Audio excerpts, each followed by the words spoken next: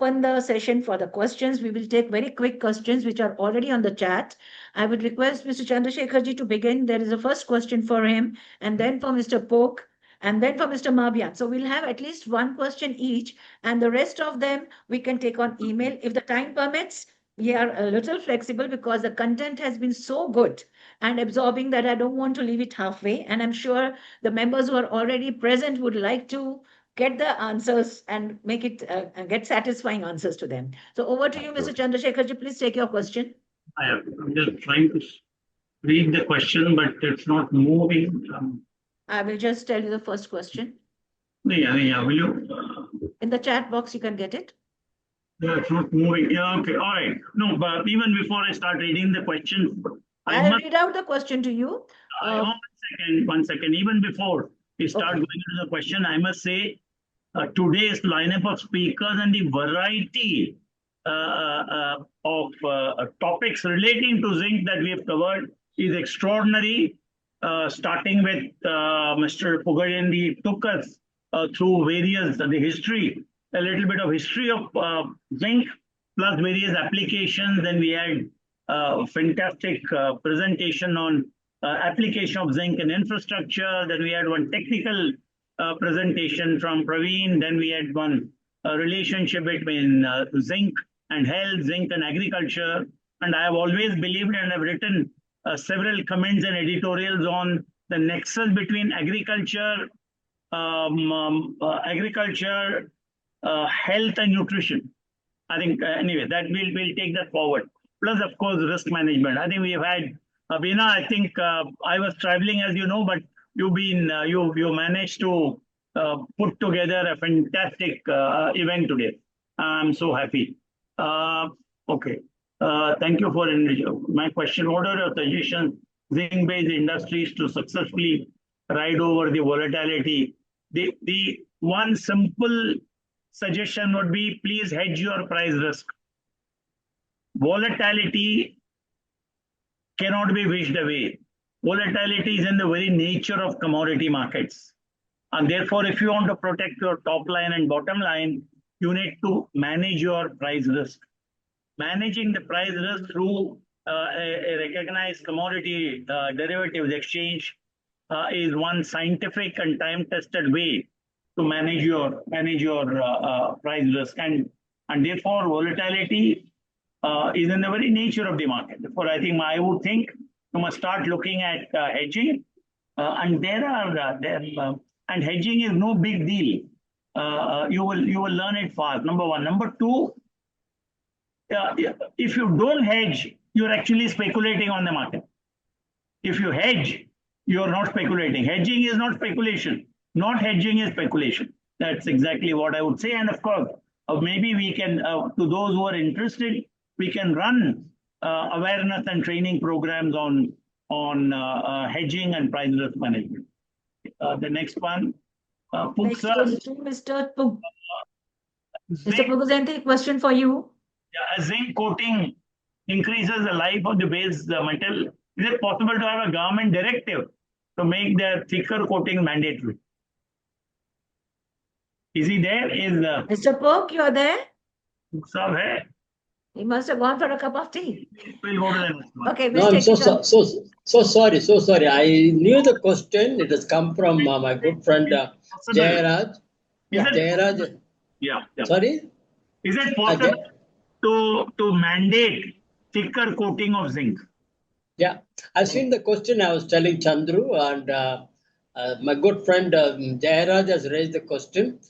In the Bureau of Indian Standards specification, very clearly mentioned there is one clause which says depending on the exposure conditions, the supplier and the user, manufacturer and customer can discuss and they can decide on thicker coating if required. It's very clearly no need for government to make it mandatory. But unfortunately, what's happening, Jayaraj, most of the users are all in the government sector: PWD, CPWD, railway, defense, power grid corporation. All these people are there, and they always look for the cheapest L1.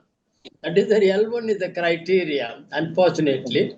So there is a mention there very clearly. They have to discuss. User, first of all, user will not like to pay a thicker price for thicker coating. So they have to come to a mutual understanding. That's my answer.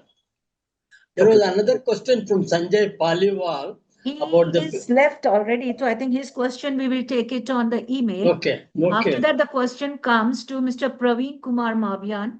It is from Chirag Mutrija. Yeah. Praveen, can you take it? Yeah. Thank you for this question. The question is, as of now, EG material is being imported for making applications like consumer durables, packaging containers, and chemical and decorative cans. Sir, any plan for EGL so as to fulfill Indian market demand, thus helping in nation building by reducing imports? Very good question. So I just studied the three companies who are in pioneer in coating is ArcelorMittal, Nippon, and Bao Steel. They hold a capacity of 15 to 20 million tons per annum. So they hold EG, electroplating, electro-galvanized. The share is around 8 to 10%. So like for 20 million ton, they have around 2 million ton of EG.